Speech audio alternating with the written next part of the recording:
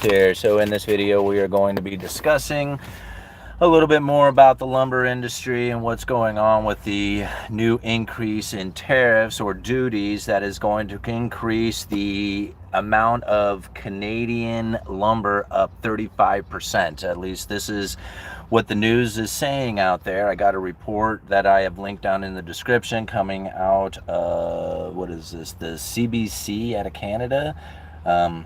Anyhow, in this article, it goes on to say this: the United States has increased countervailing duties on Canadian softwood lumber, bringing the total to 35%. Oh my goodness. Now everybody's going to look at this and go, man, lumber prices are going to be going up by 35%. And that's kind of what the idea is behind the Canadian softwood lumber duties, is that the Canadian softwood imports coming into the United States have been subsidized by the government, making it very cheap for them to produce it, and they're dumping this cheap lumber into the United States, and the United States mills are being punished by this, essentially not being able to compete against this subsidized cheap lumber coming out of Canada. That's to kind of wrap it up in a nutshell. But I don't think like a lot of this is quite understood. Like, first of all, the 35% increase on duties is not going to put a 35% increase on lumber prices in the United States. The amount of consumption that we do from Canadian lumber is about 20% of the total consumption of the United States. So the United States produces a lot of lumber for ourselves. Like, we produce pretty much, we can produce as much lumber as we want for ourselves. However, there is a lot of Canadian lumber that does come into the United States, which does supplement and keep the prices from being too elevated, essentially giving us the ability to have affordable lumber here because the Canadian lumber is so abundant and it's a good quality lumber as well. So it's not like we can't use it or don't need it or don't want it. I mean, we do want all of it, we need it, and we can use it. So it is something that we are going to get from Canada, but the idea of a 35% increase on the duties causing a lumber price to jump up dramatically, I think is very like naive approach to understanding what's going on within the lumber market itself. It goes on to say this in the article: the decision was announced on Friday by the U.S. Department of Commerce. Although the escalating fees were anticipated, and I think that's the key to it right there. These prices, this duties, this percentage that was coming to the Canadian lumber was not a secret. I mean, it was well talked about, well discussed, well informed to the people. It was not a surprise. So the market has already priced this in. That's important to understand. The market has already anticipated this and has priced it into the into the futures price. Okay. They still drew swift condemnation and words of alarm from industry and political leaders in British Columbia and Ontario, who say it is yet the latest example of the unfair treatment of the industry from the largest and most important international partner. Quoting, two words describe Donald Trump's latest move to increase countervailing duties on Canadian softwood lumber: absurd and reckless. That's the quote coming from BC Foresters Minister Ravi Parmar, said in a statement posted to social media. Quoting, adding these additional softwood duties will only worsen an affordability crisis on both sides of the border. Speaking to CBC News, Palmer called the tariffs a, quote, an attack on hard-working forest workers in Canada. You know, and that's something that I find pretty interesting about the statement within itself. Like, Donald Trump thought, you know, how is it that I can really damage the forest workers in Canada? Got it. Let's put some duties on this lumber. That'll do it. Right? Like, it's not an outright attack. I mean, yeah, sure. I mean, it's just like these people get damaged by it. But it's not like, you know, the United States and the administration is sitting around thinking of ways that they could just outwardly damage the Canadian forest workers. I mean, that's really disingenuous to say, right? It's like really getting away from the heart of the problem of it and really directing it towards an emotional kind of thing. Oh, he's doing it to you on purpose because he wants you to suffer in pain and misery. I mean, I think that's that's not a good approach, right? I mean, just simple as that. Goes on to quote this: "It is nothing more than a poking themselves in the eye. This is going to cost them big as they rely heavily on our lumber." Absolutely right. We don't rely heavily, but we do rely on the lumber. I mean, I know I live in the Pacific Northwest where we produce a lot of lumber here. I mean, Oregon is still like one of the biggest producers of lumber in the entire nation, and we sell Canadian lumber through our yard. Like, I go out there and I can find units of Canadian lumber. In fact, I'm looking at them right now. And there is plenty of American lumber, United States milled lumber here in my yard. But Canada provides a vast amount of lumber going into the United States. So, yeah, it is it is helpful, it is useful, we need it, but it is absolutely critical to our functioning? No. Right now, we have lumber mills who are shutting down production. We don't need their lumber when we are shutting down production. I mean, I just did a video just recently talking about all the mill curtailments and mill shutdowns that have taken place in 2024. That's one of the reasons why they're doing this. It's the United States trying to protect our own. And if there's cheap lumber coming into the United States, how in the world is it that the mills are going to compete? They can't, right? Now, this is the same problem that has existed since the 80s. In fact, it's probably gone on before the 80s. This is not new. What has taken place with these countervailing measures is not new. It's not to Donald Trump's, plan or whatever. This has been set into motion a long time ago. Biden administration put these countervailing duties on. Trump administration during his first administration did it. They were doing it long time before anybody who was in the political realm right now was pushing this tariffs. It was happening way before all this. So it's important to know that this is an ongoing thing. This isn't new. All right? And everybody wants to think that it's new and think, okay, this is going to have some profound impact on the lumber industry. And I'm thinking, no, it's not really. I mean, will it have some? Absolutely. Are people going to get speculative going into the future with this idea? Absolutely they are. But is the demand for lumber so prevalent within the system right now that it's going to start driving prices up? Nope, it sure isn't. Because everything is a supply and demand issue. If the demand was up, the prices would be up. Local mills would be producing. We wouldn't be concerned about Canada dumping cheap lumber into the United States, damaging our mills. Everybody who is producing and selling because the demand is high, nobody cares about any of this stuff. Just think about it. Anytime that there was a lot of demand for lumber and everybody's pushing out lumber and the prices are moving up, none of this stuff was a big deal. The moment that it turns, now it's a big deal, right? As soon as those prices peaked out and all of a sudden the prices started falling, countervailing duties and all kinds of stuff get hit on there to try and protect the mills here in the United States. And ultimately, it's nothing that isn't going to happen again in the future. Right? Will it have an impact? Sure. Right? It's hard to say that it won't, but is it going to be as bad as people seem to think it is? No, I doubt it. Right? In fact, most people probably won't even notice. What is needed now is stable, negotiated agreement that supports jobs, trade, and housing affordability. All right. Goes on. A similar message was shared by Ontario Forest Industry Association, which pointed to a report from the Canadian Chamber of Commerce that found tariffs have already added up to $6,000 cost to has already added up to $6,000 US to the cost of building a single family home in the United States. What? Say what? 6,000 the US. Okay, found tariffs add $6,000 to the cost. Can you tell me what products it is that they are tariffing that has caused $6,000 increase to the cost of a home, considering that lumber right now is about as cheap as it's been since 2018? All right. I mean, was there times where it was cheaper than that? Sure, absolutely. But lumber was selling for about what it is right now in 2018, 7 years ago. It's not lumber that's doing it. Okay, well, maybe it's some other product. Well, most windows, most doors, most siding, most everything that is going into building a house, the drywall, the bracketing systems, all that stuff is all American make. Tell me, what tariff is it that they're talking about? I mean, you're talking about the fixtures? I mean, there's $6,000 worth of increase in, okay, wait a minute, hold on, let me think about this. $6,000 increase in the cost of building a home. You know the difference of $6,000 in the cost of building a home can be the difference between what kind of floor and cabinets you put in there?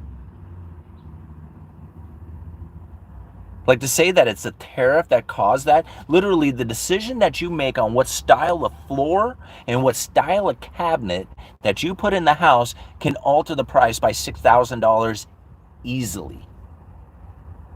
That can be tens of thousands of dollars difference.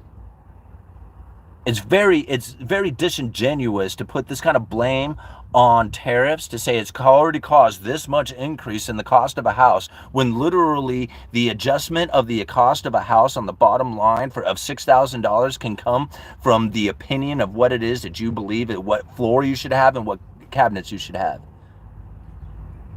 This is fear-mongering stuff. This is trying to scare people into believing that this is going to cause house prices to increase dramatically. It's absolutely incorrect. Most of the material that is used to build a house is domestically supplied. I don't know how many people realize that. They want to say all this sheetrock comes from Mexico. That's absolutely incorrect. Does some come from Mexico? Sure. Some does come from Mexico. The majority of it comes right out of the United States. Right? Same thing with lumber, same thing with siding, same thing with windows, same thing with doors. I know I'm a dealer, right? I'm a building supply dealer. I've been doing this my entire life. This is the only thing I've ever done. This and put the stuff together. Okay? So all the hype that you hear out there about what it's going to do to the cost of building a home, it's literally in their own head. It makes no sense to reality. And I mean, again, I'm not denying the fact that there is a lot of building supplies material that comes out of Canada, right? Absolutely. Lots of plywood, lots of OSB, lots of lumber. The United States produces all that same stuff themselves. What else? Is there anything else in here that I want to talk about? No, I think that's probably like the majority of it. You know, what we are facing right now here is the lack of demand. That's really ultimately it. And people ask me all the time, when is lumber prices going to go up? And I keep saying it, like, I have never changed my tune on this. And that when the builder's sentiment on buyer traffic turns positive, it is literally down to that little segment right there. Not just builder sentiment turning positive, builder sentiment on buyer traffic turning positive.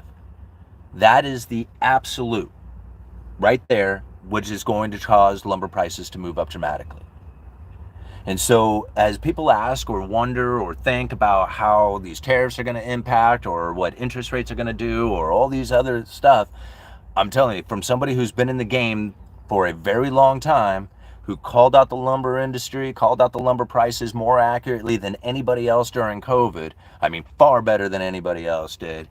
I'm telling you now that the lumber prices will not jump dramatically because of the lack of demand until builder sentiment on buyer traffic turns positive.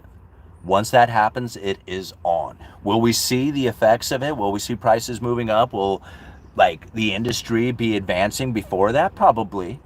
Right? Most likely.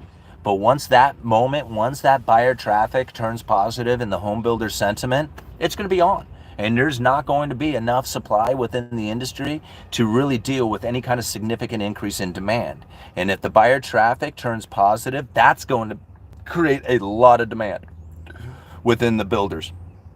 I mean, you think about it, they have pulled back on their production. They want to build. They want to build as much as they can. The more they build, the more money they make. But if they're building right now and they can't sell that house for their projected price, like if I build a house today, I can sell it for this much, but by the time it's actually completed, there's no buyers there to buy it, so they have to drop the price. That does not encourage them to start new projects. But if it's the other way around and those prices are moving up and the buyer is coming to pick up those homes, they're going to build. They're going to pull the trigger and start building. And if there is any kind of major increase in demand, won't happen, right? The lumber prices will shoot through the roof and people will be losing their mind over how high the prices are going. They will claim the manipulation, they will greed, all that other stuff. But yet to hear the uneducated economist is calling it out 2 years before it happens. You know? All right, because of business, live on that is why France spends 15 million a year to stop the American vines being used for wine. Is that a waste of money for France? Learn first, then open your mouth. Huh, interesting. All right, ground beef was $14 a pound this morning. Granted, it was at the butcher shop, wild still. I want chicken, I want liver, chow mix, please deliver. Home builders are begging for subsidies in my area.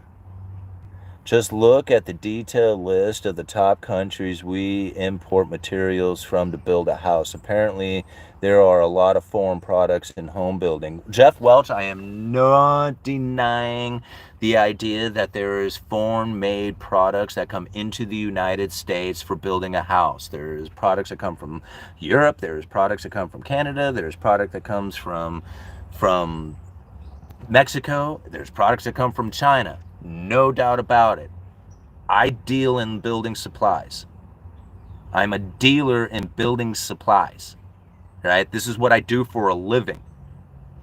You think I would know, right? So you can go and you can look up and you can find, well, there's products that come from China. There's products that come from Europe. There's products that come from Canada.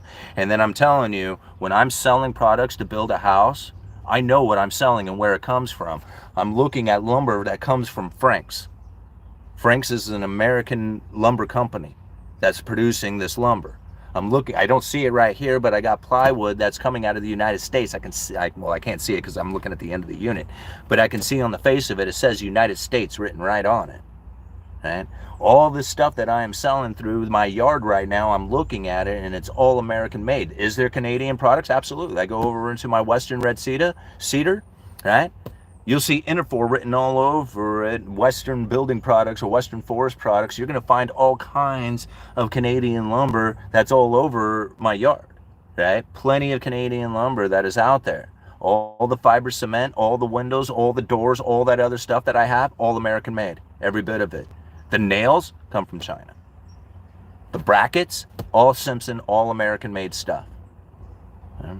I mean, I know, I deal in this. All the fixtures, all the little tiny pieces, all the little nails and bolts and, you know, the little amenities that you put in. Yeah, a lot of that stuff is made in China, but the bulk of the house, the framing, the siding, the windows, the roofing, the concrete, the rebar, all that other stuff that goes into all American made stuff, right? Some of it does come from Canada, some of it does come from Mexico, some of it does come from Europe, some of it does come from China. The majority of it is right here in the United States. I know, I deal in it, all right? All right. So why isn't it being used? Okay, I lived in Beijing for 5 years. The difference between consumer debtor economy versus producer saver was staggering. I can imagine that, Joe. I can very much imagine that. If we were going to build high rises out of wood, it would be hemp wood. Absolutely not, Neil. It's going to be out of cross-laminated timbers because they're already doing it that way. The cross-laminated timber industry is going to absolutely change the way that we are constructing big buildings. High rises, institutional facilities, libraries, hospitals, apartment complexes, doesn't really matter. If it's like a commercial style building, a lot of it is going to start moving over to cross-laminated timber for environmental reasons, not only for the green movement, if you believe in that sort of thing. I don't, but anyway, it's getting pushed out there and you can use this cross-laminated timber building process as part of like the green movement. When you are building with concrete, it's very, carbon footprint intrusive.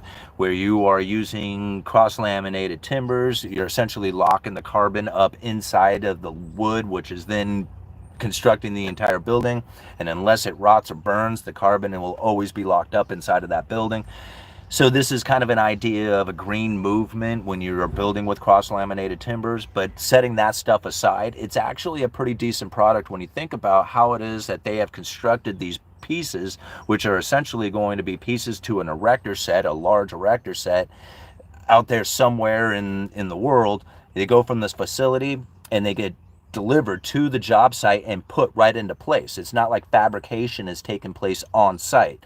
Most of the time when you're building a high rise or something, you're fabricating, cutting steel, pouring concrete, doing all kinds of stuff in order to create this building. But when you are using cross-laminated timber, it's usually just kind of bringing it in on pieces on a truck, gets picked off on a crane and put right into place. And so it's very, like, it's less intrusive on the neighborhoods when they're putting these buildings together. And although it is a small kind of growing, coming out of its infancy, coming into a more of a, I don't know how to say it, like more consistent of a product that's being used out there, the more that happens, the more we're going to start seeing its use, and then the more it's going to become the majority at some point. Now, how long that takes and whether or not that actually happens, I guess is anybody's guess. But to me, building high rises out of the cross-laminated timber is probably going to be the next big movement in building, right? Because there really hasn't been a big change in the way that buildings are put together. Not really, not especially not residential buildings. Like for the most part, houses are put together with nail guns. So if there is a way that there is a new style of building homes where they can be put together essentially or created in a factory or in a manufacturing plant, and then the pieces literally delivered and put right into place on site, I would think that after time that would be the most efficient way of going about it, or could be a very efficient way of going about it. Right now it's expensive because it's still new. What time is it? All right, I'm going to give it a few more minutes here and we'll call it quits. Let's see here. Simon, I'm here seeking some counsel. I have a friend who is currently having marriage trouble. Benny. Good to see you, man. This isn't my spot. He came to me. I said, pump more. He told me he didn't appreciate that advice. How can I be a good friend? I don't know, man. I mean, everybody's got to figure this stuff out for themselves. I mean, ultimately, like, if you're not doing well, man, I mean, you got to figure out what it is that's going on inside of your existence. That means it's not doing well. I mean, I don't know your buddy, and I can't give advice to what it is that you can do. I mean, other than go fishing, man. I mean, I don't know. All right. Let me cruise down here. Joe says, hi, the standard of living will decline for the rest of our lives. Doesn't mean we as individuals have to feel the pain and misery most will are. I don't know if necessarily the standard of living is going to go down. I mean, I think like what we kind of consider to be like the American dream is going to be difficult to acquire, but that doesn't necessarily mean that like the standard, like your actual standard or well-being of life is going to diminish. I think about all the like conveniences that we now have. I mean, ride share and, you know, DoorDash and, you know, all the conveniences, like the simple conveniences that are out there that people kind of take for granted now. I mean, that's kind of awesome stuff that's available to us. And that's actually an increase in our quality of life, although we don't really think about it in this fashion, because most of the time we think about how the inequality is just getting worse and worse, and then we kind of equate that to a lowering in the standard of living. But that's really not the case. I mean, most people are actually living a fairly high standard of living comparatively to the past, like the conveniences that we enjoy, the health that we have nowadays, the access to food and everything else. It's better now than it's ever been in the past. But yeah, it's difficult in a lot of ways because most people are comparing it to like what it is that some people have out there to how deprived other people are. I mean, I just think about like some of the homeless that I see who drink beer and talk on cell phones. And I'm thinking, man, there's some places in this world where there's real poverty. They don't get to drink beer and talk on cell phones. Right? So, and you think about it, like being poor in this country is actually a bit of a luxurious experience if you can drink beer and talk on cell phones, right? Because being poor in other nations, you don't get that opportunity. Yes, Simon, it's better now than in the past, but it's getting worse than it is at the moment. Yeah, I don't know. I mean, I guess that's all in the position you're taking and the meaning you give it. To me, like I think about how terrible of a position that I was in before and how much better I feel about the position I am today. And so for me, like I have nothing but good things to say about the quality of life and the standard of living and everything that's happened to me as I move through this world with everybody else. I mean, we're all moving through it together, right? I mean, not all of us are doing the same thing. So for me, I just look at it, yeah, I have to put in a hell of a lot more effort than I ever done in my entire life. But then again, I'm also getting quite rewarded for it too. So I mean, I don't know what to say. I mean, yeah, it might be tough out there, but then again, it's also a lot of opportunity to to do things here, you know. All right. My first home I would like to build would be a barndonium, yeah, type home, better structurally, no termite issues, low fire insurance costs, longevity. I would say mold, but sheetrock is still needed. Yeah. Homeless smoke crack and talk on stolen cell phones. Well, I, I mean, maybe. I don't know. I mean, I guess. Americans have zero idea how luxurious our life is. Yeah, Jared, I think we do take it for granted in a lot of ways. Um, Sheetrock, very itchy stuff. Huh. Benny, he tried shutting me out, so I threw caution to the wind and told him, look, get back into doping and coking. If she leaves and make her feel guilty, you can't control others, especially women. Well, and I think there's actually a lot of truth to that. I don't know about doping and coking, but I mean doing all that other stuff. But really, ultimately, when you are pursuing that which is that makes you the happiest as a man, that's the most attractive thing that you could ever possibly do, to be on your path without deviation, right? So if you're headed down your path and you're doing your thing and you're making it happen and you're building that business and you're doing, what it is that you do, right? Regardless of, like, you're not dancing for other people trying to manipulate what it is that you are doing so that you can meet their approval or something like that. When you are focused and you are headed down headed down that road, that's attractive. That's everybody's attracted to it. Like, people look at that and go like, holy crap, man, look at this guy go, man, that's incredible to watch, right? So knowing that, and then if you are truly that person, then the idea of a woman being in your life or not being in your life is really it's not the important part, right? I mean, if she jumps in that game, she jumps in that frame, she's following along, she's saying, yeah, I want to support and be part of this thing and make sure that what it is that you are doing is going to end up being the most successful outcome for the two of us, man, boom, there you go, right? That's what's going to actually drive that thing forward and make it happen.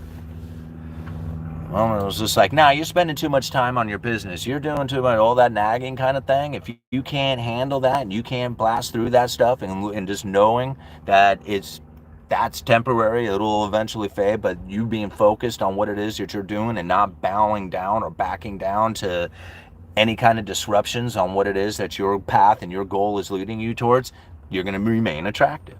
The moment that you dip away from that, you step away and you try to bend or contort to try and figure out what it is that's going to make other people happy, whole thing will start to fall apart. All right.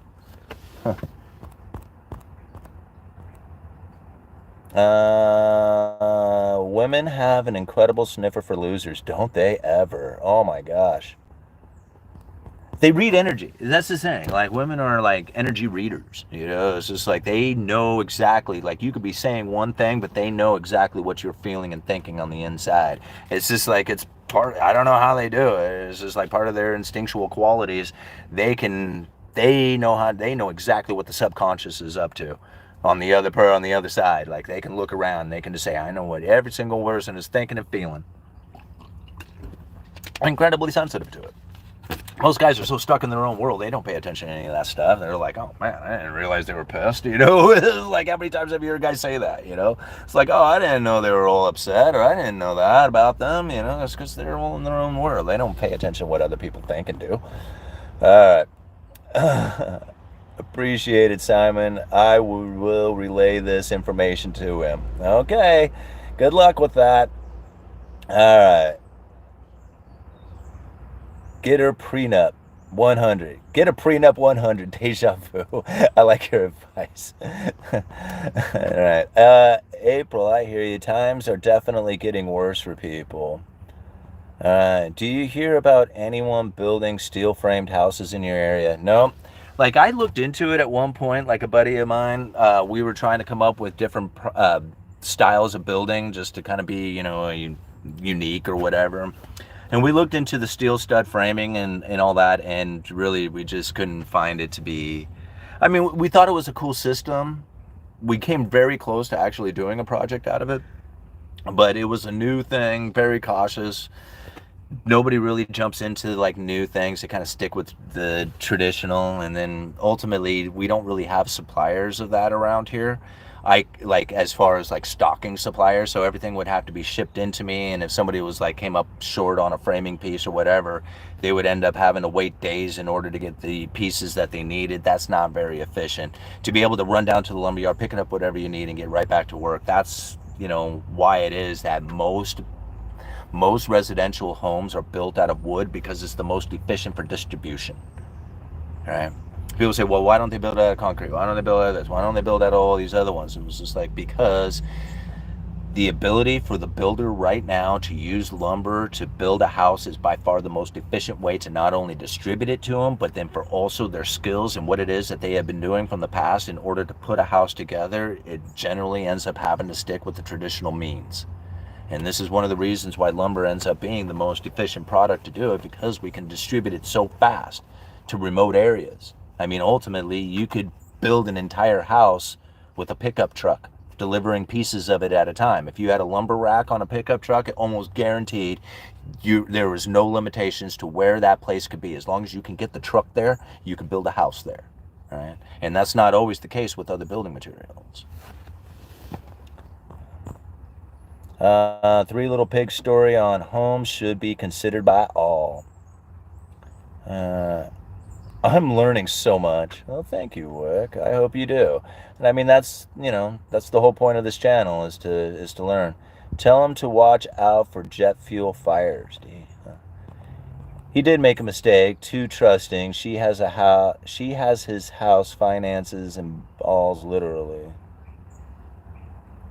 Are you talking about yourself, Benny? I have a feeling. Just saying. Alright, my friend's house burned down and is now building a steel framed home. Alright guys, this was awesome. Thank you all for being here. I'm going to go head back into work right now. Many of you are realizing that it is Saturday and I have my work shirt on because I am working this Saturday. Had yesterday off, so I had to switch my days off this week. But that's okay, I don't mind. Saturdays are pretty mellow here, not a lot going on, so it's just kind of hanging out and getting through the day. Thought we'd come out and do a live stream talking about the lumber industry, since we had all these lumber tariffs and scare and fear mongering that is now impacting the lumber industry. But ultimately, I find that this is probably not going to be as big of an event as a lot of people want to make it out to be. And that's okay. We have been talking about it for quite some time, and we understand what's going on within the lumber industry, and we are not shocked or surprised by anything that's going on out here. And we are using this information to make the best and most appropriate decisions for ourselves. I know a lot of people have asked me just recently, is now the time to buy lumber? And I think to myself, well, there's not a lot of supply. And there's going to come a moment at some point where the demand is going to pick up. And when that happens, there's not a lot of availability. Prices will move up. So in my opinion, now is not a bad time to be buying lumber. I mean, think about it. It's the same prices that we were selling it for back in 2018. It's pretty good. There's not a lot of stuff out there in the world that you can say that about, but you can say that about lumber. All right, you guys are awesome. Thank you for being here. Thank you for hitting that thumbs up button. Thank you for all the contributions you have ever done for the Uneducated Economist by sharing the video, liking the video, commenting on the videos, hitting the share button by sharing the video over on your Facebook page or anywhere else on your social medias. This is probably one of the best ways that you can help the Uneducated Economist. When the YouTube algorithm recognizes that you're sharing the video, it wants to share the video. So just think about how it is that you can support the Uneducated Economist just by simply hitting the thumbs up, commenting, sharing the video, becoming a subscriber to the channel. Uneducated Economist, you guys let me know.